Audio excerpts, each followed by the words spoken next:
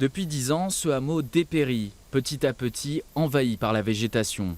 Aucune barrière, pas un gardien, les maisons sont en proie aux squatteurs, un petit coin de campagne dégradé appartenant à un propriétaire fantôme. Cela met en rage Damien, l'ambassadeur d'un collectif d'artistes. Déjà, privatiser un site d'exception, ça pose interrogation, mais le privatiser pour l'abandonner, alors là, ça pose encore plus interrogation. Et pour nous, l'idée, c'est que Courbefy est un symbole. Courbefy est un symbole de tout ce patrimoine local qui est abandonné dans les campagnes.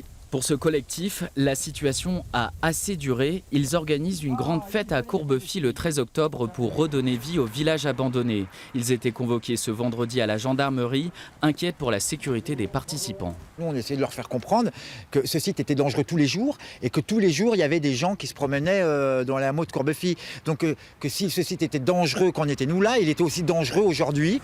Depuis le départ des derniers habitants dans les années 80, Courbefy a connu un véritable défilé de propriétaires. Dernier en date, ce Coréen qui achète le hameau 520 000 € en 2013. Étrange profil ce monsieur Yu, alias Ae, artiste milliardaire, évangéliste gourou, adepte de l'évasion fiscale. Il promet de faire de Courbefy une cité des arts et de la culture. Mais en 2014, il est assassiné à 10 000 km du Limousin. Depuis, sa succession est entre les mains de la justice coréenne.